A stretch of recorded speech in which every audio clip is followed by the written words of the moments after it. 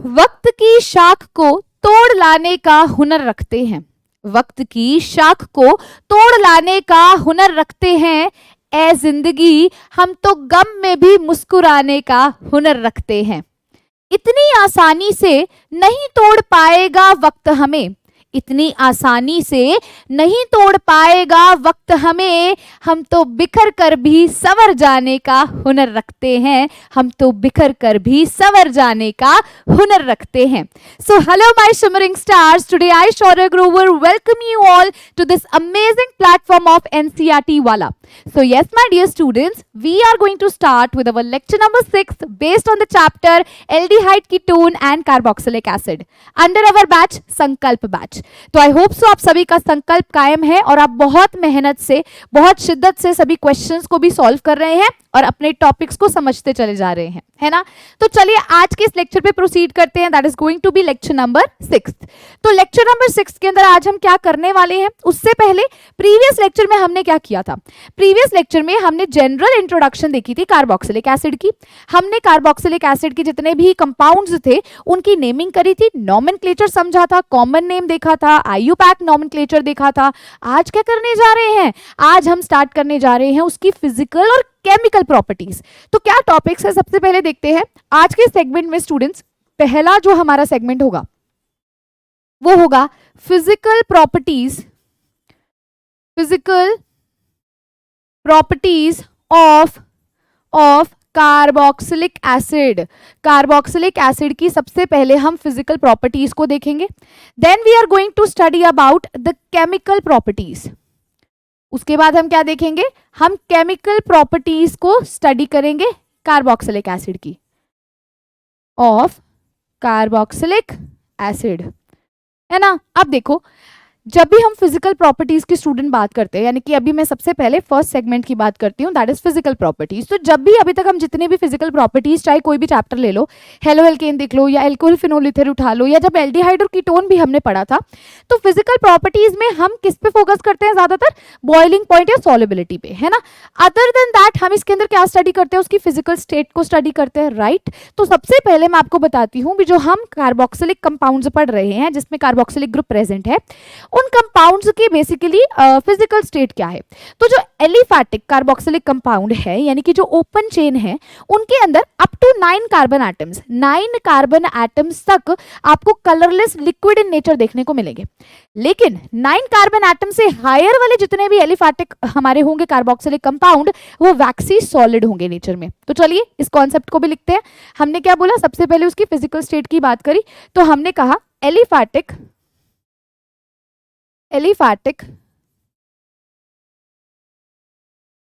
Carboxylic compounds,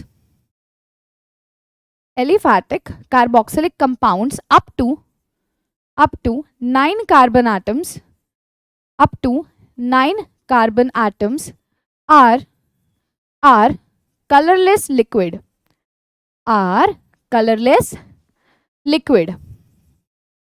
and the higher ones, मतलब 9 carbon atom के आगे वाले जिसके अंदर 10 कार्बन एटम देखने को मिलेंगे, 11, 12, 13 एंड सो ऑन, वो सभी क्या है, वैक्सी सॉलिड है।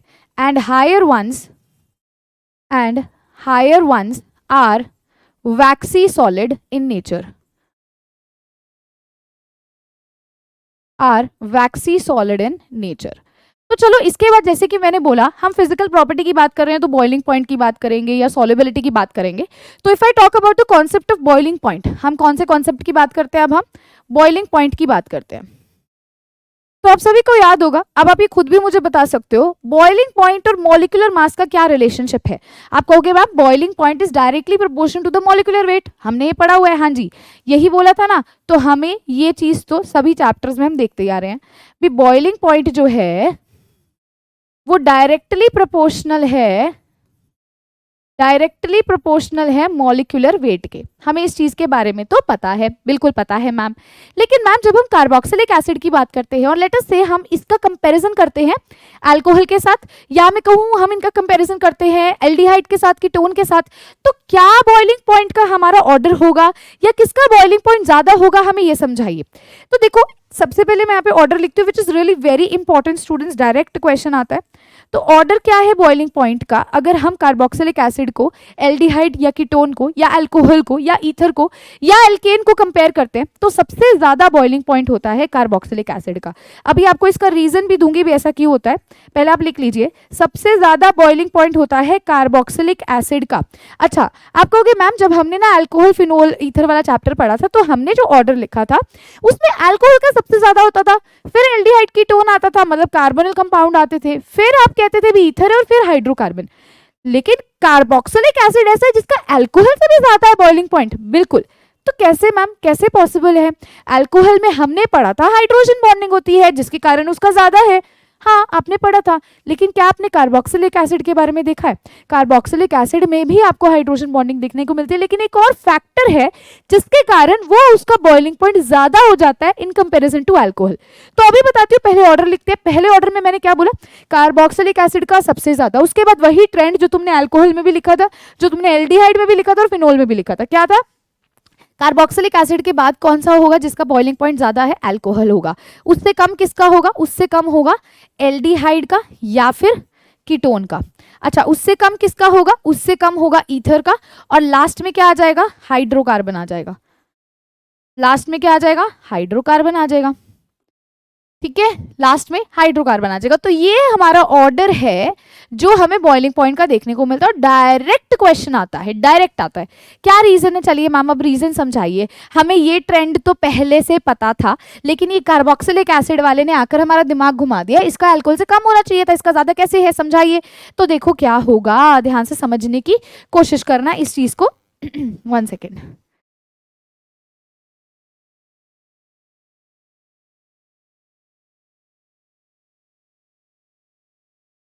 हाँ जी, तो ध्यान से देखना, मैंने आपको बोला कार्बोक्सिलिक एसिड में आपको देखने को मिलता है हाइड्रोजन बॉन्डिंग, नो डाउट। कैसे? देखो, कार्बोक्सिलिक एसिड बेसिकली क्या है? R C double bond O O H, है ना। अब ये किस तरह से हाइड्रोजन बॉन्डिंग दिखाता है, देखना, R C double bond O O H. ठीक है, ऐसे ही हम एक और यहां लिख दे, आर सी ओ एच और यहां डबल बॉन्ड ओ। तो देखना कार्बोक्सिलिक एसिड क्या करता है, ये हाइड्रोजन बॉन्डिंग तो दिखा रहा है। आप देखो, ये इसका ऑक्सीजन इसके हाइड्रोजन के साथ बॉन्ड बना रहा है, इसका हाइड्रोजन इसके ऑक्सीजन के साथ बना रहा है। तो बेसिकली यहां पर हाइड्रोजन बॉन्ड तो है, लेकिन खास बात क्या है? It forms dimer. ये क्या बना रहा है? डाइमर बना रहा है। देखो, दो कार्बोक्सिलिक एसिड मिल करके क्या फॉर्म कर रहे हैं? डाइमर फॉर्म कर रहे हैं। मोर ओवर एक ही रिंग लाइक स्ट्रक्चर भी बन रहा है, जिसके कारण इसको ब्रेक करने के लिए बहुत टेम्परेचर देना पड़ेगा, मतलब इसका बॉइलिंग पॉइंट सबसे ज्यादा हो जाएगा। समझे रीजन? अल्कोहल में भी नो डाउट हाइड्रोजन बॉन्डिंग थी, नो डाउट थी, बट यहां पर एक रिंग लाइक स्ट्रक्चर भी दिख रहा है आपको, ये क्लोज रिंग लाइक स्ट्रक्चर बन गया और डाइमर बन गया, जिसके कारण आपको ज्यादा टेम्परेचर देना पड़ेगा बॉन्ड को तोड़ने के लिए, तो बॉइलिंग पॉइंट क्या हो जाएगा? ज्यादा हो जाएगा। समझे कहानी को? सिंपल सा कॉन्सेप्ट था जो हमें यहां पर समझना था। क्लियर हुआ एवरीवन? ठीक है, तो ये डाइमर बनाता है, हाइड्रोजन बॉन्ड है, ठीक है, दूसरा रिंग लाइक स्ट्रक्चर बन रहा है। इस वजह से कार्बोक्सिलिक एसिड का बॉइलिंग पॉइंट सबसे ज्यादा है। इस वजह से इसका बॉइलिंग पॉइंट सबसे ज्यादा है। इस स्ट्रक्चर को ड्रॉ कर लो, बहुत इंपॉर्टेंट है। और ये ऑर्डर भी बहुत इंपॉर्टेंट है स्टूडेंट्स, ऑर्डर भी बहुत ज्यादा इंपॉर्टेंट है। अगर आप लिखना चाहते हो तो लिख भी सकते हो, due to the strong intermolecular hydrogen bonding, यहाँ लिख देते हैं अगर आप लिखना चाहते हो, due to the strong intermolecular hydrogen bonding and formation of dimer, they have more boiling point in comparison to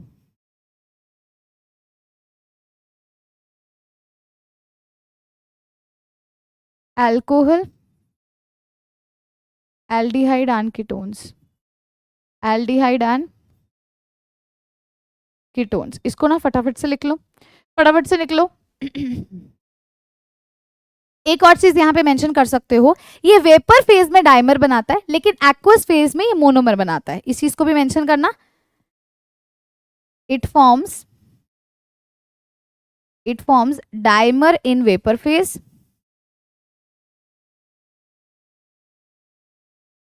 क्योंकि वहां पर कोई पानी नहीं होता तो ये एक दूसरे के साथ कंबाइन कर लेते हैं, ठीक है। एंड इट आएगा, सॉरी मैंने इफ लिख दिया। हाँ, दूसरा it forms monomer in aqueous phase. Aqueous phase में क्या होगा, ये वाटर के साथ क्या करेगा, हाइड्रोजन बॉन्डिंग दिखाएगा तो मोनोमर बनाएगा, लेकिन वेपर फेज में वाटर नहीं होगा तो ये खुद के साथ ही कंबाइन करके क्या बना लेगा, डाइमर बना लेगा, ठीक है। ये तो छोटी छोटी बेसिक सी चीजें हैं जो बॉइलिंग पॉइंट के रिस्पेक्ट में आपको पता होनी चाहिए। Now comes the next physical property जो हमें पता होनी चाहिए, that is all about solubility. आप सबने सॉल्युबिलिटी के बारे में भी सुना होगा, है ना, हमने सॉल्युबिलिटी के बारे में भी सुना है, हमारे जितने प्रीवियस लेक्चर्स थे उन सभी में, अल्कोहल में भी देखा था, एल्डिहाइड में भी देखा था। तो अगर मैं बात करती हूँ सॉल्युबिलिटी की, किसकी बात कर रही हूँ, next physical property, most important physical property other than boiling point is solubility. Solubility की बात करते हैं तो सॉल्युबिलिटी बेसिकली किस पे डिपेंड करता है, solubility is inversely proportional to molecular mass, या फिर मैं कहूंगी it is inversely proportional to number of carbon atoms. अभी इसका मतलब भी समझाऊंगी, पहले इस चीज को लिखो, solubility is inversely proportional to molecular weight, और हम ये भी कह सकते हैं inversely proportional to number of carbon atoms. Number of C atoms का मतलब क्या है, नंबर ऑफ कार्बन एटम्स की बात की गई है। अब एलिफैटिक कार्बोक्सिलिक एसिड जितने भी होते हैं ना, usually up to 4 carbon atoms होते हैं ना, वो मिसिबल होते हैं वाटर के अंदर। ये क्या है, बहुत इंपॉर्टेंट की पॉइंट है, एनसीईआरटी का आप देख लेना, क्या बोलता है वो भी, एलिफैटिक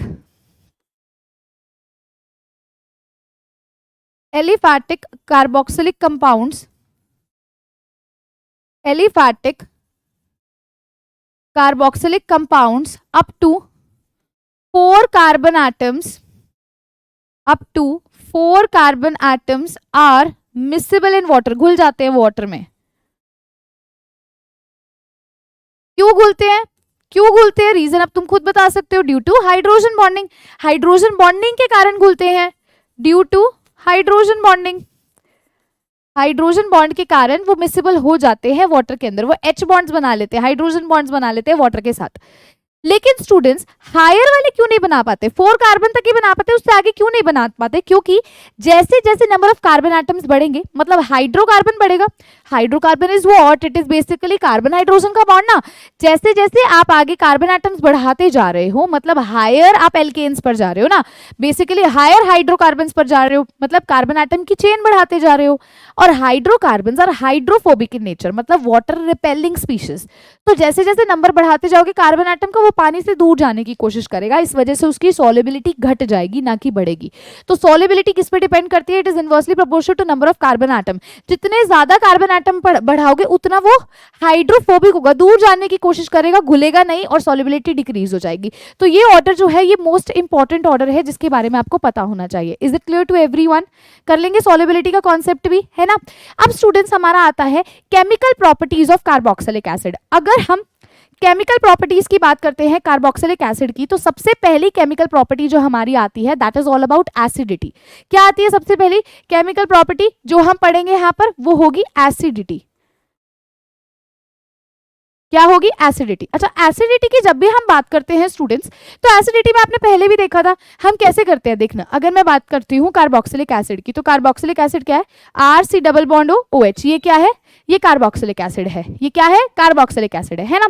तो जब मैंने कार्बोक्सिलिक एसिड की बात करी, कार्बोक्सिलिक एसिड में इसके एसिडिटी को एक्सप्लेन करना है, मतलब H पॉजिटिव क्या होगा, लिबरेट होगा, ठीक है। अगर H पॉजिटिव स्टूडेंट्स यहां से लिबरेट हो जाएगा तो हमारे पास क्या आएगा, RC डबल बॉन्ड O। अब ध्यान से देखना, O नेगेटिव यही आएगा ना, जब ये H पॉजिटिव निकल जाएगा तो we will be left with RC double bond O negative. Is it clear to you.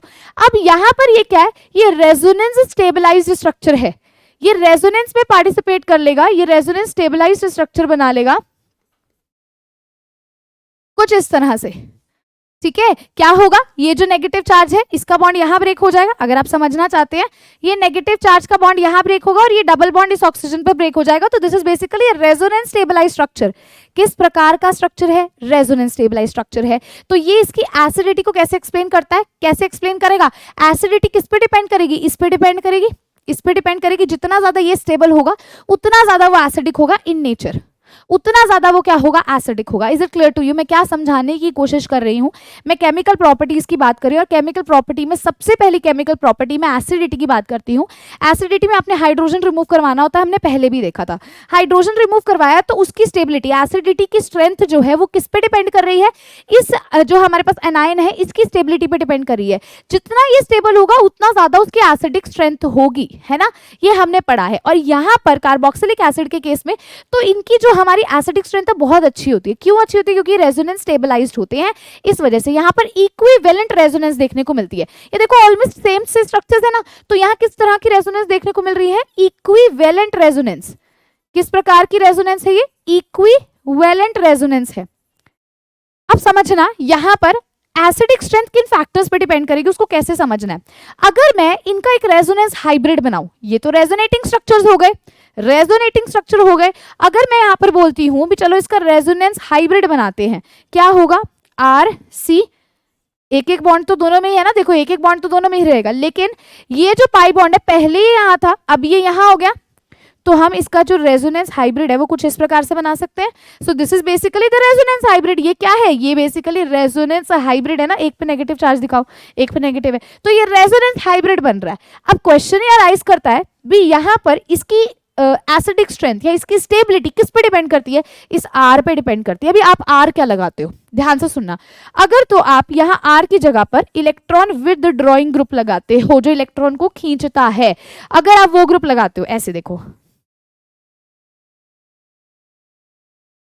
ठीक है, ये इलेक्ट्रॉन विदड्रॉइंग ग्रुप और एक है इलेक्ट्रॉन रिलीजिंग ग्रुप, जो इलेक्ट्रॉन उसे दे रहा है, जो इलेक्ट्रॉन उसे प्रदान कर रहा है, इस तरह से। तो मुझे बताना एसिडिक स्ट्रेंथ कहां पर ज्यादा होगी। जो एसिडिटी होती है या जो एसिडिक स्ट्रेंथ होती है जिसकी हम बात करते हैं स्टूडेंट्स, ये डायरेक्टली प्रोपोर्शनल होगी इलेक्ट्रॉन विदड्रॉइंग ग्रुप के। जहां पर इलेक्ट्रॉन विदड्रॉइंग ग्रुप है वहां पर एसिडिक स्ट्रेंथ ज्यादा है।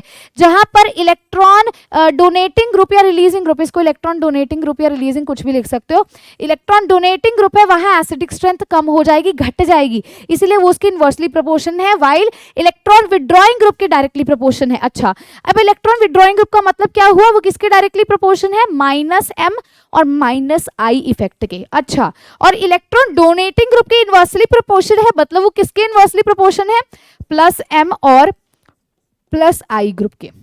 ठीक है, साथ ही साथ एसिडिक स्ट्रेंथ जो होती है, अगर हमें उसका कंपैरिजन pKa वैल्यू से करना हो तो वो इनवर्सली प्रोपोर्शन होती है pKa वैल्यू के और डायरेक्टली प्रोपोर्शन होती है Ka वैल्यू के। तो ये मैंने एक कंप्लीट आपको यहाँ पर टेबल दे दिया जिसकी हेल्प से आप कोई से भी क्वेश्चंस कर सकते हो। अब अगर आज का आप अपनी प्रैक्टिस शीट ओपन अप करेंगे तो उसके अंदर भी आपको ऐसा ही क्वेश्चन देखने को मिलेगा, तो उसको सॉल्व जरूर कीजिएगा। ठीक है, ट्राई करिएगा। अब मैं दोबारा से एक बार बता देती हूँ मैंने क्या यहाँ पर समझाया, लेकिन उससे पहले I want you all to write it down. एक बार ना पहले इसको लिख लो, जब तक लिखोगे नहीं तब तक तुम्हें समझ नहीं आएगा, पहले इसको लिख डालो अच्छे से।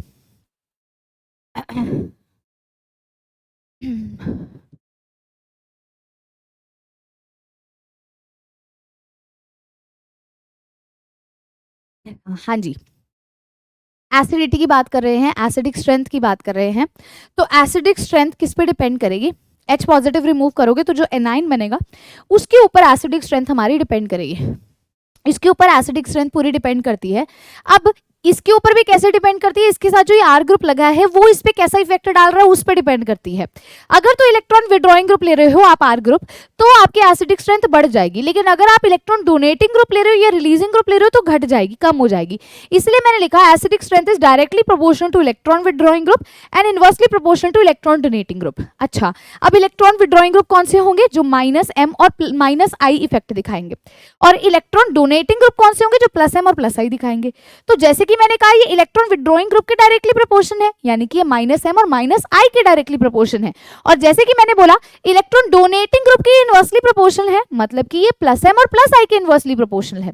साथ ही साथ अगर ये pK वैल्यू की बात करते हैं तो उसकी इनवर्सली प्रोपोर्शन होती है। So this is all about what, this is all about the acidic strength, जो कि आपसे पूछ सकते हैं। क्लियर हुई सबको एवरीवन? अच्छा, अब ना एक बहुत इंपॉर्टेंट चीज है, कार्बोक्सिलिक एसिड को और अगर फिनोल को कंसिडर करते हैं तो ज्यादा एसिडिक कौन होगा? बहुत इंपॉर्टेंट पॉइंट है, बहुत इंपॉर्टेंट पॉइंट है। Carboxylic acid is more acidic then phenol, बहुत इंपॉर्टेंट है और पूछ भी लेते हैं, इज एसिडिक देन फिनोल। अब क्यों ऐसा है, क्यों ऐसा है, क्यों ऐसा है? खुद सोचिए, खुद सोचिए। कार्बोक्सिलिक एसिड की एसिडिक स्ट्रेंथ फिनोल के कंपैरिजन में ज्यादा क्यों है? क्योंकि कार्बोक्सिलिक एसिड बना रहा है कार्बोक्सिलेट आयन, अभी बनाया ना, ये क्या है? ये कार्बोक्सिलेट आयन है। क्या है? Carboxylate ion. तो कार्बोक्सिलिक एसिड क्या बनाता है? कार्बोक्सिलिक एसिड बनाता है कार्बोक्सिलेट आयन। क्या बना रहा है? Carboxylate ion. और फिनोल क्या बनाता है? Phenoxide ion. फिनोल क्या बनाता है? फिनोक्साइड आयन बनाता है। अब सुनो ध्यान से, अभी हम देखकर हटे हैं, हमें पता है फिनोक्साइड आयन है, फिनोल है तो रेजोनेंस होगी, हाँ यहाँ रेजोनेंस होती है, रेजोनेंस की वजह से ये स्टेबल होता है ना। लेकिन कार्बोक्सिलिक एसिड में अभी हमने देखा इक्विवेलेंट रेजोनेंस होती है, रेजोनेंस तो है ही है, साथ ही साथ इक्विवेलेंट रेजोनेंस है। मतलब क्या हो गया भाई साहब, भी अगर यहाँ रेजोनेंस है तो इसके कंपैरिजन में यहाँ पर इक्विवेलेंट रेजोनेंस है, तो ये ज्यादा एसिडिक हो जाएगा। यहाँ क्या हो जाएगा? ये इक्विवेलेंट रेजोनेंस है, जिसके कारण स्टूडेंट्स ये ज्यादा एसिडिक हो जाएगा। कौन? Carboxylic acid in comparison to what? In comparison to phenol. Most important point है जिसके बारे में आपको पता होना चाहिए, कर लेंगे। अच्छा, अब देखते हैं भी केमिकल प्रॉपर्टीज ये कैसे एग्जिबिट करता है। हाँ, एसिडिटी का हमने कर लिया ना। चलिए, अब क्या क्या केमिकल प्रॉपर्टीज हैं बेसिकली जो हम देखने वाले हैं, तो यहाँ पर मेजर 4 प्रॉपर्टीज हम ऑब्जर्व करेंगे। पहली बात आप यहाँ देखना ध्यान से, कार्बोक्सिलिक एसिड इज RC+OH है ना। तो पहला केस जो हम देखेंगे वो हम देखेंगे breakage of OH bond, oxygen hydrogen bond की क्लीवेज देखेंगे। तो पहला जो हम इसमें पढ़ेंगे chemical property, that is going to be reaction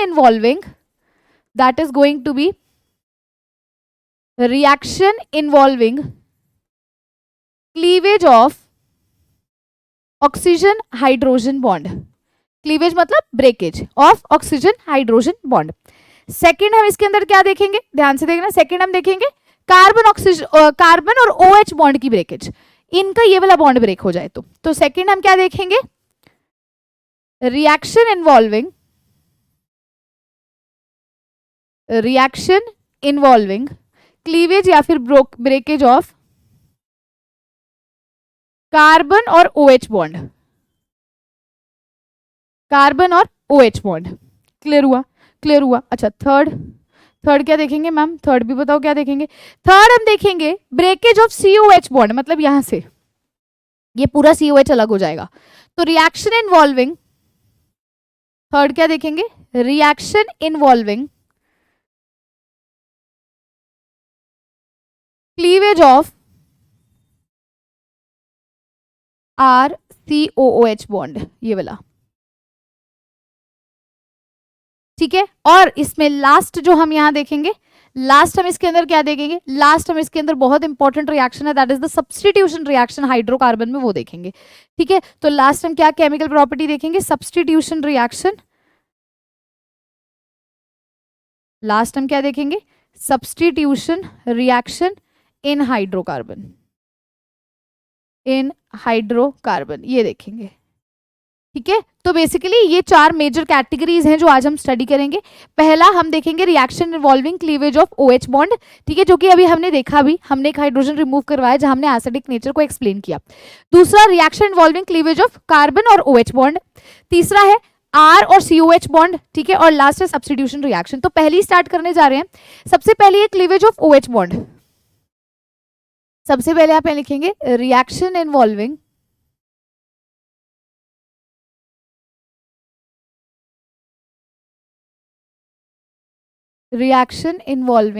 cleavage of OH bond. अब ध्यान से देखना, हम किसकी केमिकल प्रॉपर्टीज पढ़ रहे हैं, कार्बोक्सिलिक एसिड की। मतलब हम यहाँ क्या लेंगे, RCOOH लेंगे। Are you aware of this thing, है ना। अब इसकी रिएक्शन हम किसी metal, active metal for example Na के साथ करवाते हैं, तो मुझे बताना यहाँ पर क्या होगा। बहुत सिंपल सा प्रोसेस है, आप खुद ही बताएंगे मैम। देखो हमने यहाँ पर OH बॉन्ड को ब्रेक करना है, OH को ब्रेक करना है, तो यहाँ से हमारे पास क्या आएगा, RCOO नेगेटिव आएगा, और ये Na पॉजिटिव होता है, तो इसके Na पॉजिटिव से जाकर के क्या हो जाएगा, जुड़ जाएगा, मानते हो। और यहाँ से क्या रिलीज होगा, H2 रिलीज होगा। आपने ये पहले भी पढ़ा हुआ है, लिबरेशन ऑफ H2 गैस, जब मेटल के साथ रिएक्शन करवाते हो, वही तो है कहानी। यहाँ पर OH बॉन्ड की ब्रेकेज करवानी है, और देखो इस RCOO नेगेटिव से Na पॉजिटिव जुड़ जाएगा और H2 गैस लिबरेट हो जाएगी। क्या सभी को क्लियर हुआ। अच्छा चलो एक रिएक्शन और देखिए, अगर हम कहें RCOOH को आप NaOH के साथ रिएक्ट करवाते हो, तो बताइए क्या बनेगा। फिर से वही कहानी, आपने यहाँ OH बॉन्ड को ब्रेक करना है, and you know that Na positive and there is an OH negative, तो ये RCOO नेगेटिव इसके Na पॉजिटिव के साथ जुड़ जाएगा, और यहां से क्या निकल जाएगा, ये H पॉजिटिव और OH नेगेटिव मिल करके H2O लिबरेट कर देंगे। क्या सभी को क्लियर हुआ, ये सभी आपने कर रखी है रिएक्शन। अच्छा चलो एक और केस देखते हैं, अगर हमने लिया RCOOH और इसकी हम रिएक्शन CaO के साथ करवा रहे हैं, ठीक है, तो बताइए क्या आएगा। यहाँ पर फिर से वही कहानी है, यहाँ पर OH बॉन्ड को ब्रेक करना है, ठीक है। और you know that basically over here हम यहाँ पर अगर बात करते हैं, तो हमें पता है कैल्शियम पे किस प्रकार का चार्ज होता है, +2 चार्ज होता है। अगर आप सबको पता हो तो इस पे +2 चार्ज होता है, तो बेसिकली RCOO नेगेटिव है, जब ये कैल्शियम से कंबाइन करेगा, मैंने बोला कैल्शियम पे कितना चार्ज है, +2, तो इसका चार्ज इसके पैर में चला जाएगा इस तरह से, तो ये हमारा कंपाउंड बनेगा। अब देखो Na पे +1 चार्ज था, तो इसके पैर में गया 1 तो दिखाया नहीं, अब इसका चार्ज इसके पैर में जाएगा, इसका चार्ज इसके पैर में जाएगा, इसका चार्ज कितना है, -1, तो 1 पैर में गया, नेगेटिव पॉजिटिव मैटर नहीं करता। इसका कितना +2, तो इसका 2 इसके पैर में गया, तो यहाँ से ये मिला, साथ में क्या रिलीज होगा, साथ में अब आप खुद बताइए क्या रिलीज होगा, वाटर रिलीज हो जाएगा। क्लियर हुआ सभी को, ठीक है। अच्छा अब अगर मान लो मैं इसकी रिएक्शन NaHCO3 के साथ करवाऊं, तो क्या होगा। अगर हम RCOOH की रिएक्शन NaHCO3 के साथ करवाते हैं, तो बताइए आपको यहाँ से क्या मिलने वाला है। फिर से वही कहानी है, OH को तोड़ दो, यहाँ से मैम मिलेगा RCOO नेगेटिव Na पॉजिटिव, और क्या मिलेगा, एक ये H और यहाँ पर HCO3 जुड़ करके क्या बना लेंगे, H2CO3 बना लेंगे। और मैं आपको बता दूं ये H2CO3 फर्दर वाटर और CO2 में लिबरेट हो जाएगा। क्या सभी को क्लियर हुई ये रिएक्शन, सिंपल सी रिएक्शन थी, सिंपल सी रिएक्शन थी, इसको लिख लीजिए।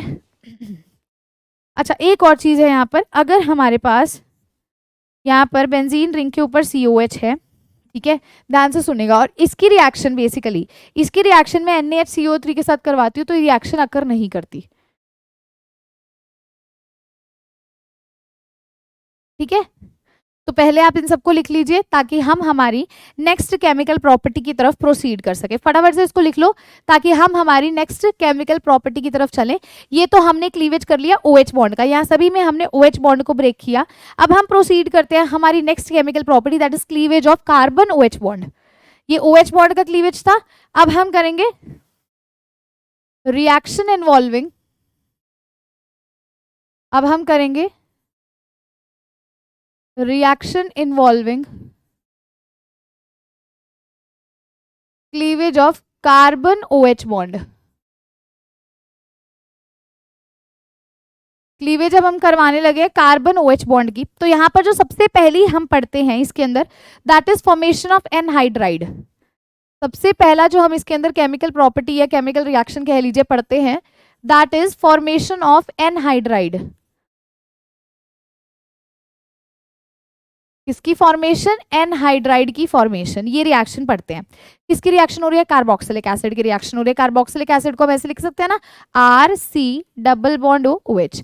लेट अस से मैं यहाँ पे इसके 2 मॉलिक्यूल्स ले रही हूँ, तो मैं इसको 2 बार लिख दूं, RC+OH, ठीक है।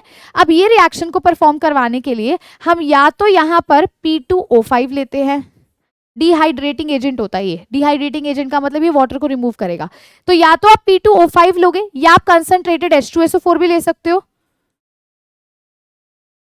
ठीक है। इनमें से किसी का भी प्रयोग कर सकते हैं। है क्या यहाँ पर लिखना चाहते हो, तो ये डिहाइड्रेटिंग एजेंट है, डिहाइड्रेटिंग एजेंट है, मतलब ये क्या करने वाला है, it is going to remove water, ये पानी को यहां से रिमूव करने वाला है। पानी को कैसे करेगा, इसका OH हटा दो, इसका H हटा दो और इन्हें जोड़ दीजिए, क्या मिलेगा यहां से RC। अब देखना ये डबल बॉन्ड हो तो इसके साथ अभी भी लगा हुआ है ना, अब इसका तो खत्म हो गया, अब इसका एक O बचा है, इसके साथ इसको जोड़ा, यहां से इसका C डबल बॉन्ड हो R, तो ये किसकी फॉर्मेशन हो गई, ये एनहाइड्राइड की फॉर्मेशन हो गई। किसकी फॉर्मेशन हो गई, एनहाइड्राइड की फॉर्मेशन हो गई। फटाफट से इसको लिखो, P2O5 या कंसंट्रेटेड H2SO4 की प्रेजेंस में आप H3PO4 भी आपको कहीं पर देखने को मिल सकता है। बेसिकली डिहाइड्रेटिंग एजेंट का इस्तेमाल करते हैं, ये पानी को रिमूव कर देगा और हमें यहाँ से क्या मिल जाएगा, हमें यहाँ से एनहाइड्राइड की फॉर्मेशन देखने को मिलेगी। एक केस और देखें, इसी का ही एक एग्जाम्पल देखें, अच्छे से क्लियर हो जाएगा। चलो ध्यान से देखिए, अगर मैं कहती हूँ मेरे पास क्या है, 2 मॉलिक्यूल्स है CH3 C double bond OH का, और ये रिएक्शन P2O5 की प्रेजेंस में हो रही है, तो बताओ क्या यहाँ से आपको ऑब्टेन होगा, किस तरह से आप इस रिएक्शन को सॉल्व करेंगे, ध्यान से देखिएगा। हम यहाँ क्या लिखते हैं, CH3 C double bond OH, ऐसे ही इसको दोबारा लिख लो, CH3 C double bond OH। आप इसकी रिएक्शन किसके साथ करवा रहे हो, P2O5 के साथ, जो कि डिहाइड्रेटिंग एजेंट है। मतलब यहाँ क्या कर रहे हो आप यहाँ पर रिमूवल करवाओगे ऑफ वाटर, पानी रिमूव करवाओगे। अच्छा, पानी कैसे रिमूव करवाओगे, इसका OH निकाल दो, इसका H निकाल दो, इनको जोड़ दो, क्या मिलेगा यहाँ से CH3 C double bond O C double bond O CH3। यहाँ से हमें क्या मिल जाएगा, यहाँ से एनहाइड्राइड क्या हो जाएगा, फॉर्म हो जाएगा। क्या सभी को क्लियर हुई ये चीज, क्या सभी को क्लियर हुई। अच्छा, एक और केस देखें, पहले इसको लिख लो इसको लिख लो। चलो एक और केस देखते हैं इसी में ही। अगर मान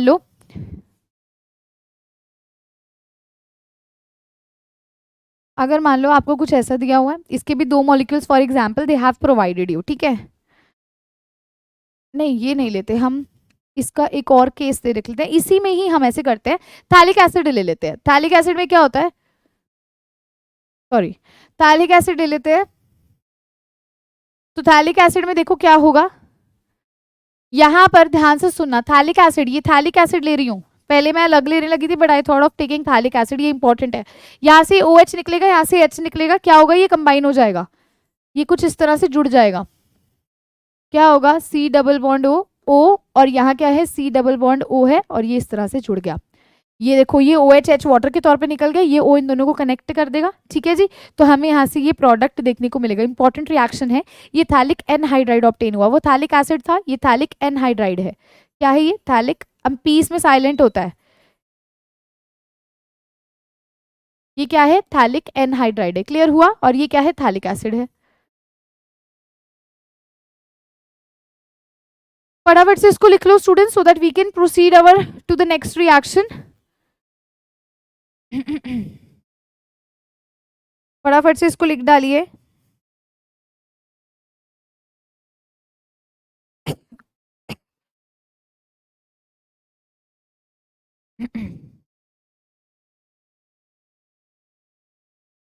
शैल वी प्रोसीड, लिख लिया।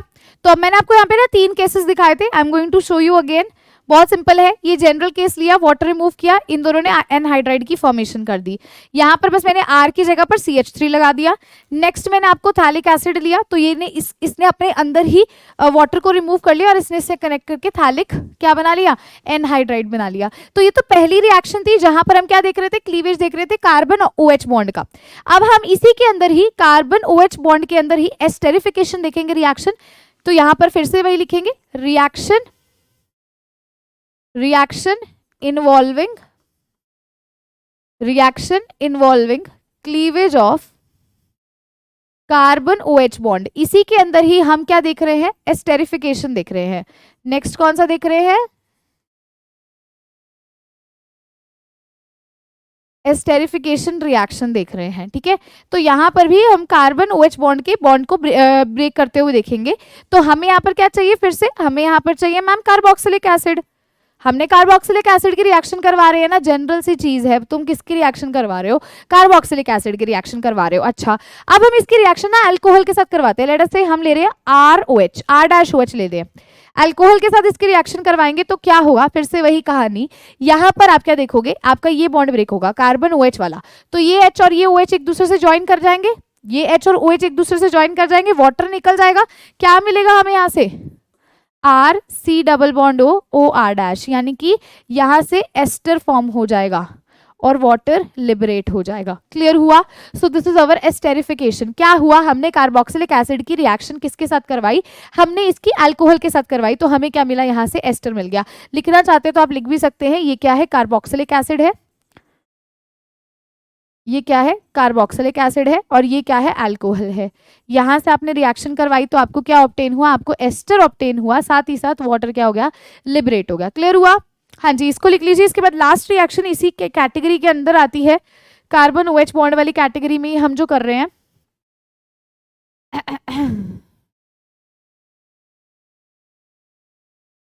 चलो, अब जो रिएक्शन है that is reaction involving, that is reaction involving cleavage of carbon OH bond में ही हम किसके साथ करवाते हैं? रिएक्शन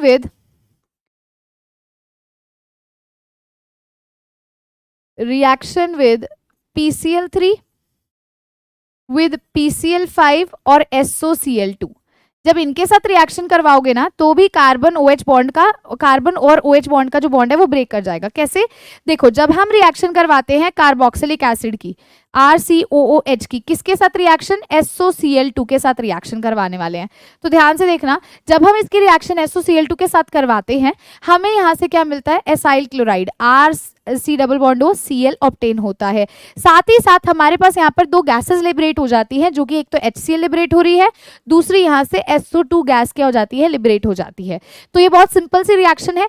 जब आपने कार्बोक्सिलिक एसिड को SOCl2 के साथ रिएक्ट करवाया, आप यहाँ पर क्या देखोगे? आपका मेजर थिंग है अभी कार्बन और OH का बॉन्ड ब्रेक हो जाएगा और RCOOCl मिल जाएगा, OH हट जाएगा, Cl लग जाएगा और दो गैसेस और लिबरेट होंगी, दैट इज HCl और SO2 गैस लिबरेट हो जाएगी। क्या सभी कोई चीज क्लियर हुई? अच्छा, अब अगर मान लो RC डबल बॉन्ड OH हमारे पास फिर से क्या है? कार्बोक्सिलिक एसिड है। अब इसकी रिएक्शन हम PCl3 के साथ करवाते हैं। किसके साथ? PCl3 के साथ। तो जब आप PCl3 के साथ इसकी रिएक्शन करवाओगे, again you are going to obtain the same product, RC double bond OCl। क्यों? क्योंकि यहाँ पर भी क्लीवेज किसकी होनी है? कार्बन और OH बॉन्ड की क्लीवेज होनी है, इस वजह से। अच्छा, ठीक है। तो मैम इसके साथ हमें एज अ बाय प्रोडक्ट क्या मिलने वाला है? इसके साथ एज अगर आप बाय प्रोडक्ट देखोगे तो H3PO3 देखोगे। आपने ये जो रिएक्शन है ये पहले भी रिएक्शन करी है, जब आप PCl3 के साथ करवाते हो तो एज अ बाय प्रोडक्ट हमें H3PO3 देखने को मिलता है। क्या सभी को क्लियर हुआ? कर ले, पहले इन दोनों रिएक्शंस को लिखो, फिर PCl5 के साथ भी लिख लेते हैं। लिख लिया? चलो, अब देखो हमने क्या लिया था? Carboxylic acid, RC double bond OH। इसकी रिएक्शन अगर हम PCl5 के साथ करवाएंगे तो ध्यान क्या रखना है? बस आपने क्लीवेज किसकी करवानी है? कार्बन और OH बॉन्ड की क्लीवेज करवानी है। बनेगा प्रोडक्ट यहाँ पर भी सेम, क्या बनेगा? RC डबल बॉन्ड Cl बनेगा और साथ में यहाँ पर एज अ बाय प्रोडक्ट क्या मिलेगा? POCl3 बनेगा और HCl बनेगा। ये रिएक्शंस आपने पहले भी करी हुई है। बाय प्रोडक्ट आपको पता है ऑलरेडी भी, यहाँ पर POCl3 और HCl ऑब्टेन हो जाएगा। तो ये सभी में हमने क्या देखा? इन सभी में हमने कार्बन और OH बॉन्ड की क्लीवेज देखी। ऐसे ही एक और रिएक्शन हमारी यहाँ पर बचती है, that is reaction with ammonia. वहां पर भी आप कार्बन डबल बॉन्ड O और OH की जो बॉन्ड है उसको ब्रेक करते हुए देखोगे। तो पहले इसको लिख लो, पहले इसको लिख लो। चलो, एक और है, फोर्थ होगी शायद हमारी, हाँ, रिएक्शन विद अमोनिया।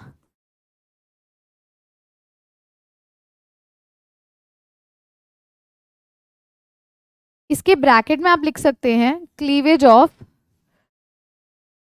कार्बन और OH बॉन्ड। यहां पर भी कार्बन और OH बॉन्ड की क्लीवेज आप ऑब्जर्व करने वाले हो। तो ध्यान से देखना यहाँ पर क्या होगा। फिर से हमने क्या लेना है? कार्बोक्सिलिक एसिड लेना है। मतलब हम क्या ले रहे हैं? RC double bond OH, carboxylic acid लिया। अब इसकी रिएक्शन हम किसके साथ करवा रहे हैं? अमोनिया के साथ, NH3 के साथ। अमोनिया पर क्या होते हैं? लोन पेयर ऑफ इलेक्ट्रॉन्स होते हैं। अमोनिया किसकी तरह काम करता है? Ammonia act as our base. Ammonia base की तरह काम करता है। अब देखना यहाँ पर क्या होने वाला है, इस चीज को समझना। कार्बोक्सिलिक एसिड हमारा एसिड है, जब वो बेस के साथ रिएक्ट करेगा तो यहाँ पर पहले सॉल्ट बनेगा। कैसे बनेगा, अब देखो यहाँ पर, यहाँ क्या होगा, यहाँ आपके पास सॉल्ट बनेगा। दिस इज अवर एसिड, लिखना चाहते हो तो यहाँ लिख सकते हो। ये क्या है, ये हमारा एसिड है, यहाँ से बनेगा RCOO NH4 पॉजिटिव। ये क्या बन गया, हमारा सॉल्ट बन गया। अब ये फर्दर ऑन हीटिंग, ये फर्दर जब हीट करेगा तो क्या होगा, तो आप इनडायरेक्टली प्रोडक्ट के तौर पर बोल सकते हो RC डबल बॉन्ड NH2 जुड़ जाएगा। आप डायरेक्टली भी बोल सकते हो, लेकिन ये आपको मैंने पूरा स्टेप बताया। जब एसिड बेस के साथ रिएक्ट करेगा तो सॉल्ट की फॉर्मेशन होगी, उसको फर्दर हीट करोगे तो you will be obtaining RC double bond NH2। मतलब ये जो बॉन्ड है फाइनली ब्रेक कर गया। क्लियर, लिखो फटाफट से लिख लो, इसी का एक क्वेश्चन भी करते हैं, लिख लीजिए। लिख लिया, हाँ जी एवरीवन लिख लिया। इस पे एक बेस्ड क्वेश्चन कर लेते हैं ताकि पक्का हो जाएगा, ये वाला कॉन्सेप्ट भी है ना। तो अगर मान लो, अब मैं क्या करती हूँ, बेंजीन रिंग के ऊपर ले लेती हूँ कार्बोक्सिलिक एसिड, ठीक है। और इसकी रिएक्शन अब हम किसके साथ करवा रहे हैं, अभी अमोनिया के साथ रिएक्शन करवा रहे हैं। जब अमोनिया के साथ करवाओगे तो पहले क्या बनेगा, पहले यहाँ सॉल्ट बनेगा। क्या बनेगा, अभी देखा हमने सॉल्ट बना, COO नेगेटिव NH4 पॉजिटिव, यही तो बना। अब ये फर्दर ऑन हीटिंग क्या देगा, C double bond O NH2 देगा। यही तो किया, यही तो रिएक्शन अभी करी, यही तो देखी हमने। सिंपल है, कर लेंगे कर लेंगे। अच्छा, ये 4 रिएक्शंस थी जिसके अंदर क्लीवेज थी, इसको लिख लो पहले। अब इधर आ जाते हैं वापस एक बारी।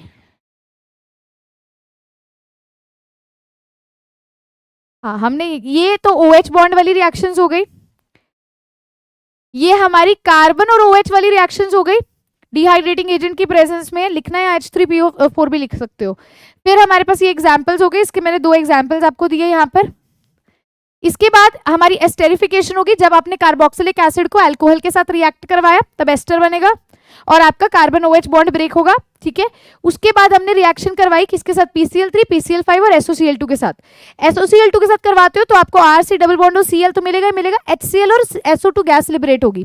दूसरा PCl3 के साथ करवाते हो तो प्रोडक्ट तो सेम है, RC डबल बॉन्ड और Cl, क्योंकि यहाँ पर कार्बन और OH बॉन्ड ब्रेक हो रहे हैं, लेकिन यहाँ पर साथ में as a by product H3PO3 मिलेगा। अगर आप PCl5 के साथ करवाते हो तो RC डबल बॉन्ड और Cl तो मिलेगा ही मिलेगा, साथ में POCl3 मिलेगा और HCl गैस लिबरेट होगी। अब अमोनिया के साथ जब रिएक्शन करवाई आपने तो यहाँ पर ये एसिड इस बेस के साथ मिलकर के एक सॉल्ट की फॉर्मेशन करेगा, यहाँ नेगेटिव चार्ज लगा लेना इसके ऊपर, सॉल्ट की फॉर्मेशन करेगा। तो जो फर्दर ऑन हीटिंग हमें क्या दे देगी, RC डबल बॉन्ड NH2 दे देगी, जिसके साथ मैंने आपको एक पर्टिकुलर ये वाली रिएक्शन भी एज एन एग्जाम्पल के तौर पर समझा दी। तो अब हमने मेजर 2 रिएक्शंस, केमिकल रिएक्शंस पढ़ लिए, पहला OH बॉन्ड की क्लीवेज वाला, दूसरा कार्बन और OH बॉन्ड की क्लीवेज वाला। अब हम पढ़ेंगे क्लीवेज ऑफ COH ग्रुप वाला। अब हम क्या देखेंगे यहाँ पर, रिएक्शंस involving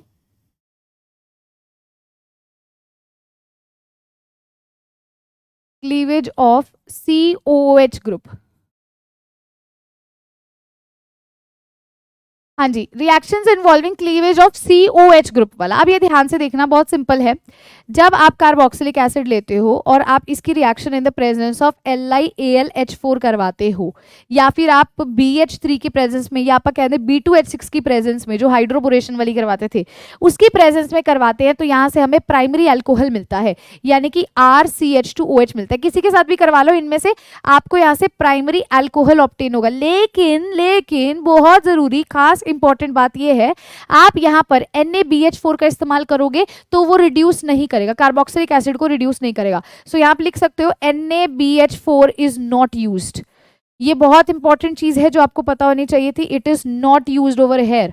अगर आपने इसकी रिडक्शन करवानी है इनटू प्राइमरी अल्कोहल, किसकी रिडक्शन, कार्बोक्सिलिक एसिड की, किसकी रिडक्शन, कार्बोक्सिलिक एसिड की रिडक्शन करवानी है जी प्राइमरी अल्कोहल में, तो या तो आप LiAlH4 ले लो, या फिर आप क्या ले लो, हाइड्रोबोरेशन वाला BH3 या B2H6 ले लो और रिएक्शन करवा दो। अच्छा, अब और किस में हम इसको रिड्यूस कर सकते हैं, अब देखना ध्यान से, कंफ्यूजन मत क्रिएट करना। देखो इस बॉन्ड की ब्रेकेज हो रही है, यहाँ पर अल्कोहलिक ग्रुप आ गया, कार्बोक्सिलिक ग्रुप हट ही गया, क्योंकि हम कार्बोक्सिलिक ग्रुप को ही तो हटा रहे हैं बेसिकली, है ना। अब एक और आप देखो, RCOOH जो है, अगर आप इसकी रिएक्शन रेड फॉस्फोरस के साथ करवाओ, किसके साथ? रेड फॉस्फोरस, और उसके साथ आप HI का इस्तेमाल करो, रेड फॉस्फोरस प्लस HI का इस्तेमाल करो, तो ये पूरा का पूरा ग्रुप हट जाएगा और यहां से आपको एल्केन देखने को मिलेगा, एक हाइड्रोकार्बन देखने को मिलेगा। क्या देखने को मिलेगा? एक हाइड्रोकार्बन देखने को मिलेगा। तो अगर आप रेड फॉस्फोरस और HI के साथ रिएक्शन करवाते हो किसकी? कार्बोक्सिलिक एसिड की, तो कार्बोक्सिलिक ग्रुप पूरा का पूरा हट जाएगा और यहां से हमें एल्केन की प्रोडक्शन देखने को मिलेगी। क्या सभी को ये चीज क्लियर हुई? एवरीबॉडी क्लियर हुई? हाँ जी, कर लेंगे वाला। अच्छा, अब एक रिएक्शन हमारी आती है जिसे हम बोलते हैं डी कार्बोक्सिलेशन रिएक्शन। पहले इसको लिख लो पहले इसको लिख लो, फिर अगली रिएक्शन पे चलते हैं। अब हम कर रहे हैं डी कार्बोक्सिलेशन रिएक्शन।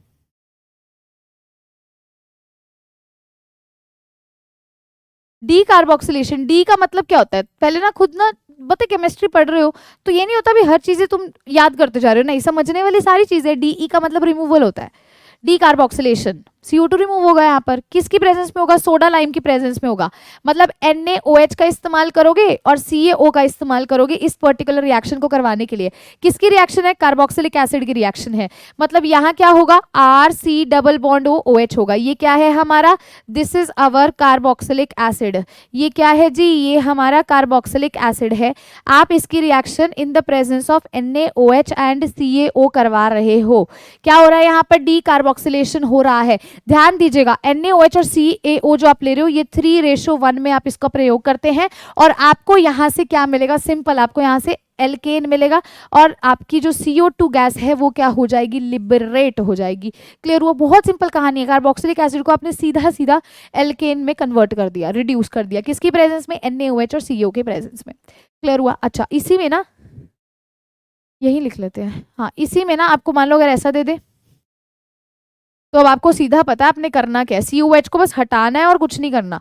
यहाँ क्या दे देगा? NaOH दे देगा, CaO दे देगा, आपको पता है 3:1 दे देगा। आपने क्या करना है? बस सीधा COH को हटा दो, क्योंकि ये ब्रेकेज किसकी है?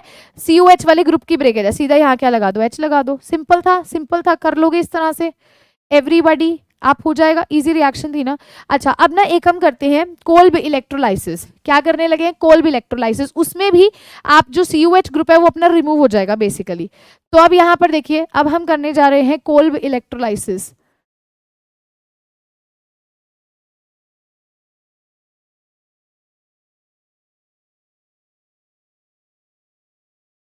Okay, so if I talk about Kolb electrolysis students, यहाँ पर हम क्या करने वाले हैं? देखिए, अगर मैं आपको बोलती हूँ if I am taking 2 molecules of RCOONA, इस बार मैंने इसका प्रयोग किया, ठीक है। अब ये जो रिएक्शन होती है इलेक्ट्रोलाइसिस होती है, तो वाटर की प्रेजेंस मतलब यहाँ पर क्या हो रही है? इलेक्ट्रोलाइसिस हो रही है।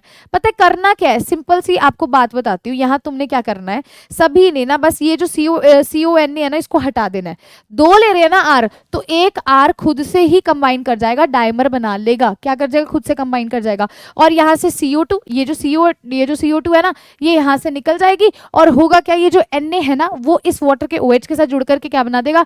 NaOH बना देगा। कहानी सिंपल थी। क्या हुआ? हमने इस पूरे ग्रुप को यहाँ से हटा दिया, तो ये यार खुद से ही कंबाइन करके RR बना लेगा, मतलब हायर फॉर्म कर देगा, ठीक है, कंपाउंड। और CO2 लिबरेट हो जाएगा और NaOH लिबरेट हो जाएगा। This is Kolb electrolysis. एक एग्जाम्पल के दौर पर और समझते हैं। अगर मान लो मैं आपको देती हूँ 2CH3COONA और यहाँ पर हम क्या करवा रहे हैं? इसकी इलेक्ट्रोलाइसिस करवा रहे हैं, तो तुम लोग बहुत इजीली बता दोगे। इसको आपने हटाना है, ये CH3 खुद से ही कंबाइन कर लेगा, क्या बना देगा? इथेन बना देगा। और क्या लिबरेट हो जाएगा? CO2 लिबरेट हो जाएगा मैम, और NaOH मैम यहाँ से हमें फॉर्म हो जाएगा। क्लियर हुआ सभी को? फटाफट से इसको लिखो, फिर हम हमारी लास्ट रिएक्शन पर चलते हैं।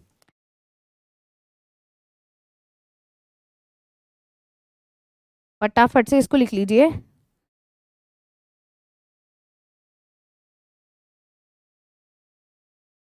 हाँ जी, अब हम करने जा रहे हैं हमारी लास्ट केमिकल रिएक्शन जो हमारे पास है, that is basically the substitution reaction in hydrocarbons. ये लास्ट है हमारा टॉपिक, ठीक है। चलो, क्या है? सब्स्टिट्यूशन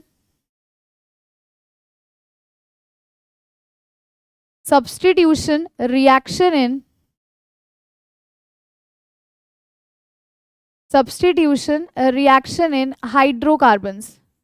हाइड्रोकार्बन्स में सब्स्टिट्यूशन रिएक्शन। अब इसको ध्यान से समझना, बहुत सिंपल है, ठीक है। यहाँ पर ना तुम्हें सारा रोल ना अल्फा हाइड्रोजन का है। अल्फा हाइड्रोजन को तुमने जस्ट हेलोजन से सब्सटीट्यूट कर देना, दैट्स इट, और कुछ भी नहीं है। यहाँ क्या लिखोगे, यहाँ लिखोगे अल्फा हाइड्रोजन इज सब्सटीट्यूटेड। इस चीज का ध्यान बस तुमने रखना है। अल्फा हाइड्रोजन, अभी देखना सिखाऊंगी अल्फा हाइड्रोजन क्या होता है, ठीक है। Alpha hydrogen is substituted bye halogen. Halogen से वहां पर बस सब्स्टिट्यूशन हो जाती है। किस प्रकार से होगा इसको समझते हैं। देखो कार्बोक्सिलिक ग्रुप जो हमारा होता है, जैसे मैं कह देती हूँ COH है, ठीक है, ये जिस कार्बन से जुड़ा है, मान लो हमारे पास ये जनरल केस है, ठीक है, जो हमारा ये कार्बोक्सिलिक ग्रुप है ना, ये जिस कार्बन से जुड़ा है वो अल्फा कार्बन है, इसके साथ वाला क्या हो जाएगा, बीटा। अल्फा कार्बन पर जो हाइड्रोजन है ना वो अल्फा हाइड्रोजन होंगे। कहानी समझना, जो COH ग्रुप है उसके साथ वाला कार्बन अल्फा कार्बन है, और उस पे जो हाइड्रोजन है वो अल्फा हाइड्रोजन है। उसके साथ वाला कार्बन क्या होगा, बीटा कार्बन होगा, उसके साथ वाला क्या होगा, गामा होगा। तो आपने अल्फा हाइड्रोजन को निकालना है और उसकी जगह पर हेलोजन की सब्स्टिट्यूशन करनी है। बेसिकली ये रिएक्शन है। कैसे, अगर मान लो, आप इसी को दोबारा से लिख देते हैं, हमें गिवन है RCH2COH, ठीक है, ये सब्स्टिट्यूशन रिएक्शन है। तो यहाँ क्या होने वाला है, यहाँ ये अल्फा हाइड्रोजन निकलेगा और उसकी जगह पे क्या आ जाएगा, एक हेलोजन आ जाएगा। एक H गया, हेलोजन आ गया। यहाँ पर जो आप हेलोजन आप जनरली देखते हो ना स्टूडेंट्स, वो क्लोरीन और ब्रोमीन देखते हो।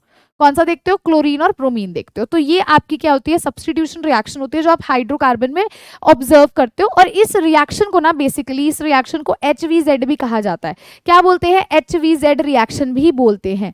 HVZ रिएक्शन के नाम से भी ये जाना जाता है। आप टेंशन ना लीजिए, कल NCERT के जो कुछ टॉपिक्स हैं उसमें से मैं इस रिएक्शन की एक बार रीडिंग का जो कॉन्सेप्ट है ना आपको बहुत अच्छे से एक्सप्लेन कर दूंगी, तो you'll get to know about it in detail. तो एक बार पहले इसको लिखो फटाफट से, इसको पहले लिख लो। अच्छा, अब हम देखते हैं रिंग सब्स्टिट्यूशन। अब हम क्या देखते हैं, अब हम देखते हैं रिंग सब्स्टिट्यूशन।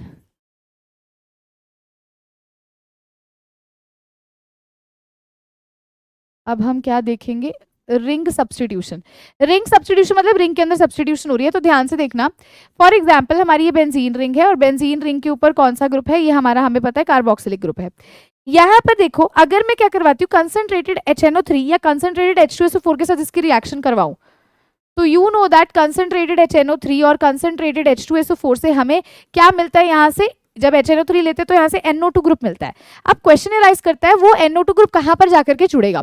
तो ये जो COH ग्रुप होता है ना, ये -M इफेक्ट दिखाता है, जो कि मेटा डायरेक्टिंग होता है, जो कि क्या होता है, which is Meta directing in nature. Meta directing का मतलब ये ऑर्थो और पैरा पोजिशन पर NO2 नहीं जाएगा, वो NO2 कहाँ पर जाएगा, वो NO2 ग्रुप, इसको पहले एज इट इज लिख दो, वो NO2 यहाँ पर ग्रुप पे जाएगा, मेटा पर जाएगा। क्यों, क्योंकि ये पोजिशन क्या होती है, ऑर्थो, ये मेटा, ये पैरा, ये ऑर्थो, ये मेटा, ये पैरा। तो NO2 कहाँ जाएगा, मेटा पोजीशन पर जाएगा, क्योंकि ये जो है वो मेटा डायरेक्टिंग इन नेचर होता है। क्या सभी को ये चीज क्लियर हुई, everyone, is it clear to you. पहले इसको लिखो फटाफट से, इसको नोट कर लो। अच्छा, तो स्टूडेंट्स यहीं पर हमारा जो आज का सेगमेंट है केमिकल रिएक्शन फिनिश होती है। अब मैं आपको क्विक रिव्यू देती हूँ ताकि हम हमारे सेगमेंट को, सेशन को आज फिनिश कर सके। तो आई होप सो आपने लिख लिया होगा। अब फटाफट से देखिए, स्टार्टिंग से आपको ढंग से बताती हुई हमने एक्चुअल में क्या किया है। सबसे पहले फिजिकल प्रॉपर्टीज की बात करते हैं। एक क्विक रिव्यू है, आपने सुन लिया है, अब आपने बोलना है, नोटबुक मत देखना, बोलना है, जो पूछूंगी आपने जवाब देना है। हाँ मैं आपको नहीं देख पा रही हूँ, बट अगर आप ऐसा करोगे ना आपको याद हो जाएगा, ठीक है। तो चलिए let's start with the physical properties. Physical properties में I will be giving you 1 minute, आपने बोलना है, फिर आपने क्रॉस चेक करना है। तो एलिफैटिक कार्बोक्सिलिक कंपाउंड की नेचर पूछ रही हूँ, ठीक है। मैं आपको बोलती हूँ that up to 9 carbon atoms, क्या उनकी फिजिकल स्टेट होगी। जवाब दे लिया, क्या होगी, क्या होगी, कलरलेस लिक्विड होंगे। अच्छा, 9 कार्बन के बाद क्या स्टेट होगी, बोलो क्या होगी, वैक्सी सॉलिड होगी। साइड में रख दो। अब बॉइलिंग पॉइंट पे आ जा। बॉइलिंग पॉइंट का ऑर्डर पहले देखते हैं। ऑर्डर बताइए क्या होगा, अगर मैं carboxylic acid, alcohol, aldehyde ketone, ether और हाइड्रोकार्बन का कंपैरिजन करूं। आप कहेंगे मैम कार्बोक्सिलिक एसिड सबसे ज्यादा, alcohol, aldehyde ketone, ether, hydrocarbon. Reason बताइए। अच्छा मैम कार्बोक्सिलिक, यहां लिख भी लेते हैं ना, रिवाइज हो जाएगा। अच्छा, कार्बोक्सिलिक एसिड का क्या रीजन है मैम, यहां पर हाइड्रोजन बॉन्डिंग तो है ही है, साथ में ये डाइमर बनाता है। अच्छा, अल्कोहल का बता दो मैम, यहां पर हाइड्रोजन बॉन्डिंग है, ठीक है। एल्डिहाइड कीटोन का बता दो मैम, यहां पर डाइपोल तो क्रिएट होते हैं, तो डाइपोल डाइपोल इंटरेक्शन है। ठीक है। ईथर का मैम डाइपोल इंड्यूस्ड इंटरेक्शन है और हाइड्रोकार्बन में वो नहीं है ना, तो इस वजह से ऑर्डर क्या होगा, कार्बोक्सिलिक एसिड का सबसे ज्यादा, फिर किसका, अल्कोहल, फिर किसका, एल्डिहाइड कीटोन, फिर किसका, ईथर, लास्ट में किसका, हाइड्रोकार्बन का। क्लियर हुआ, हो गया। चलो ये कर लोगे। दूसरा, boiling point is directly proportional to home, it is directly proportional to the molecular weight. इस चीज को भी स्टार लगाएंगे, मोस्ट इंपॉर्टेंट है, जो स्टार लगा रही हूं बहुत इंपॉर्टेंट है, सीधा सीधा क्वेश्चन आता है, सीधा सीधा आता है। क्लियर हुआ, क्लियर हुआ, ठीक है। इस पूरे पेज में ये दो मेजर इंपॉर्टेंट थी, हाँ फिजिकल नेचर पता होना चाहिए but these are most important.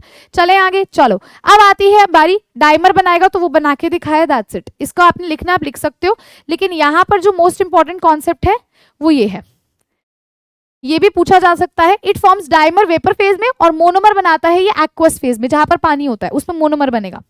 चले आगे, चलिए सॉल्युबिलिटी की बात करते हैं। सॉल्युबिलिटी का ये फंडा याद रखेंगे सभी, क्या है, solubility is inversely proportional to molecular weight and inversely proportional to number of carbon atom.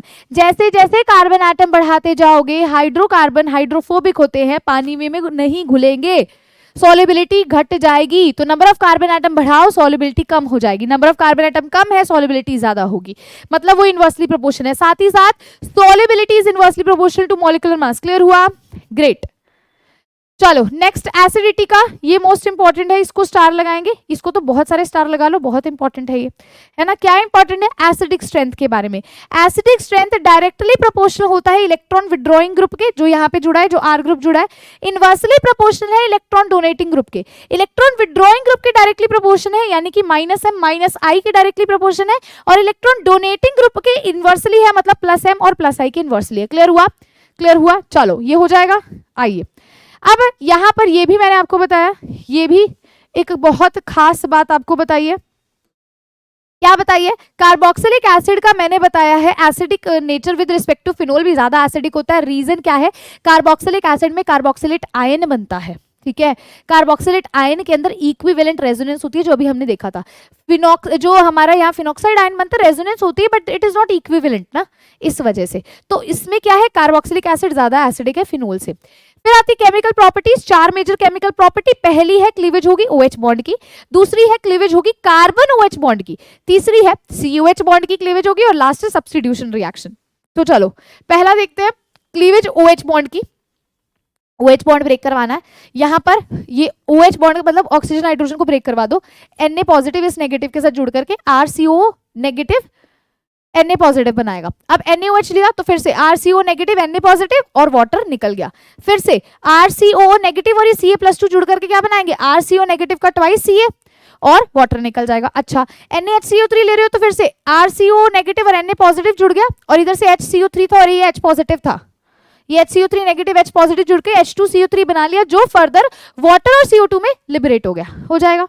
चलो अब नेक्स्ट रिएक्शन क्या थी, cleavage of carbon OH bond. पहला क्या है, एनहाइड्राइड की फॉर्मेशन, मतलब डिहाइड्रेटिंग एजेंट लो, पानी को रिमूव करवाओ, एनहाइड्राइड बना लो। यही तो किया, 2 मॉलिक्यूल्स लिए, पानी को रिमूव करवाया, डिहाइड्रेटिंग एजेंट लिया, P2O5 ले लो, या फिर आप क्या ले रहे हो, कंसंट्रेटेड H2SO4 ले रहे हो, यहां से एनहाइड्राइड की फॉर्मेशन हो गई। इसके बाद की कहानी क्या है, इसके मैंने 2 एग्जाम्पल आपको दे दिए थे, एक ही एग्जाम्पल था, एक ही एग्जाम्पल थैलिक एसिड वाला दिया था, है ना।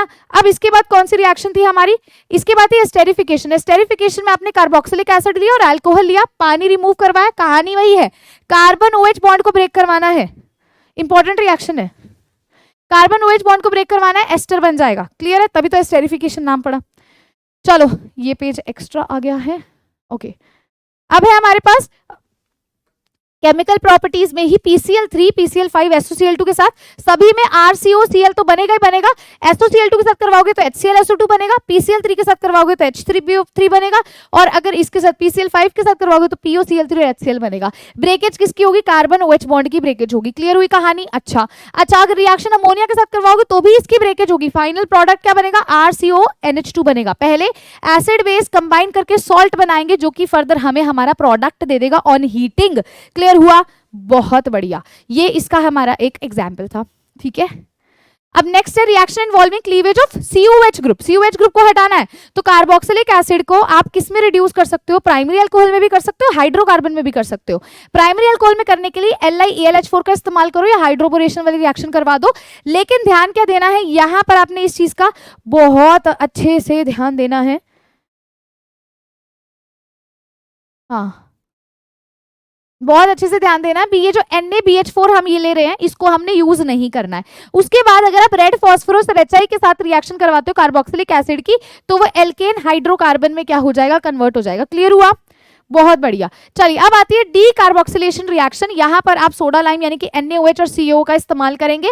3:1 के अंदर आप इसका यूज करेंगे। क्या होगा? कार्बोक्सिलिक एसिड किस में कन्वर्ट हो जाएगा? एल्केन में कन्वर्ट हो जाएगा। सीधी सी बात है, इसको हटा दो और हाइड्रोजन लगा दो। इस पूरे को हटा दो और हाइड्रोजन लगा दो। ब्रेकेज किसकी हो रही है? इस बॉन्ड की। इस बॉन्ड को तोड़ रहे हैं, इस बॉन्ड को तोड़ रहे हैं। क्लियर हुआ? चलो अब इसके बाद आती है कोल्ब इलेक्ट्रोलाइसिस। यहां पर भी वही है, ब्रेकेज किसकी हो रही है? R और CONA की ब्रेकेज हो रही है। ये CONA में से CO2 निकल जाएगा, NaOH निकल जाएगा और ये R खुद से ही कंबाइन कर लेगा और RR बना लेगा, हाइड्रोकार्बन बना लेगा। ठीक है, अगला क्या है? Substitution reaction. यहां पर आपने अल्फा हाइड्रोजन की सब्स्टिट्यूशन करनी है किसी हेलोजन से। अल्फा हाइड्रोजन क्या होता है? ये जो COH है, इसके साथ जो कार्बन लगा है उस पे जो हाइड्रोजन है वो अल्फा हाइड्रोजन है। तो एक हाइड्रोजन को हटा करके आपने क्या लगा दिया? उसकी जगह पर हेलोजन लगा दिया। This is basically the substitution reaction. यहाँ पर हेलोजन, क्लोरीन, ब्रोमीन यूज होते हैं। लास्ट आती है रिंग सब्स्टिट्यूशन। तो यहाँ पर मैंने बता दिया मेटा डायरेक्टिंग होते हैं। तो यहाँ पर NO2 जो है वो कहाँ लगेगा? इस मेटा पोजिशन पर लगेगा। That's it. क्लियर हुआ स्टूडेंट्स? तो यस माय डियर स्टूडेंट्स, यहाँ पर ही हमारा जो आज का सेगमेंट है वो क्या होता है? फिनिश होता है। हम एक मिनट होमवर्क शीट डाल ले।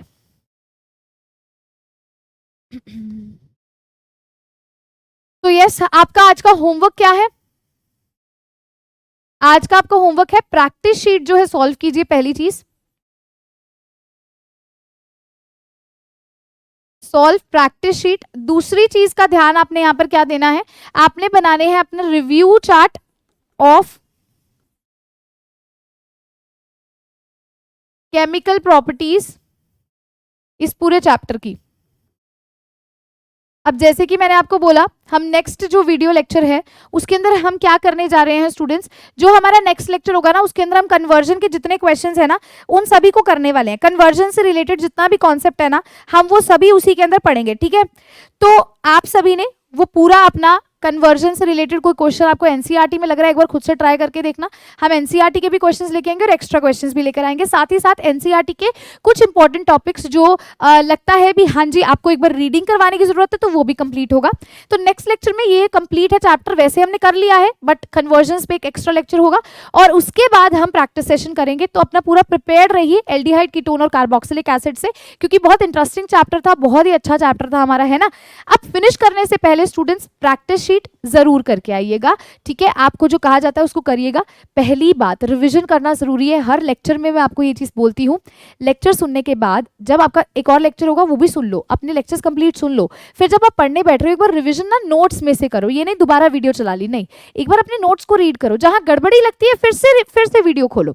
ऐसे ऐसे करोगे तो ईजी होगा। एक बार अब रिवीजन करो सुनने के बाद, फिर रात को रिवीजन करो, फिर नेक्स्ट डे नेक्स्ट लेक्चर सुनने से पहले रिवीजन करो, बहुत अच्छे से तुम्हें समझ आएगा। ठीक है, तो जैसे कि मैंने कहा लेक्चर को फिनिश करने से पहले आपके लिए कुछ लाइंस है। ठीक है, हर सुबह कुछ सपने लिए उठूं मैं, हर सुबह कुछ सपने लिए उठूं मैं, कुछ सपनों को पा लेना, कुछ सपनों को खो देना, कुछ सपनों को पा लेना, कुछ सपनों को खो देना, कुछ सपने कहीं टूट गए, कुछ सपनों ने सोने ना दिया, कुछ हकीकत हो गए, कुछ ने पूरा ना होने का गम रहा। मैं अपने आप से जूझता ही रहा, मैं अपने आप से जूझता ही रहा, आगे बढ़ता ही रहा, आगे बढ़ता ही रहा। यह एक नई शुरुआत है, यह एक नई शुरुआत है। तो स्टूडेंट्स, चाहे आपका कोई एक ऐसा ड्रीम जो कभी टूट गया, ठीक है, या फिर आपका कुछ, मैं टॉपिक से रिलेटेड अगर बात करती हूँ, या आपके मैं कहूँ सिचुएशंस, आप लाइफ से बहुत कुछ डील कर रहे होते हैं, बहुत कुछ चल रहा होता है जिंदगी में, ठीक है, उससे आप घबरा के बैठ जाते हैं या हार जाते हैं, ठीक है, आप अपने आपको ये लगने लग जाता है बैकलॉग्स बहुत ज्यादा है, मेरा सपना टूट जाएगा। तो ऐसा नहीं होता, आपका सपना आपके हाथ में है, आपके पास, आपको पता है अभी भी टाइम बाकी है, उस सपने को टूटने मत दो। और अगर कोई सपना टूट भी गया है तो फिर से सपना देखो और उसे पूरा करो। आगे बढ़ना ही जिंदगी का काम है, रुकना जिंदगी का नाम नहीं है। आगे बढ़ते चलो, काम करते चलो, और फिर देखना तुम्हें जो चाहिए ना, तुम्हें लाइफ में वो मिलेगा, ठीक है। तो अब हम मिलेंगे नेक्स्ट वीडियो लेक्चर के अंदर नेक्स्ट टॉपिक के साथ। Till then keep smiling, keep learning. Thank you so much and have a very good day.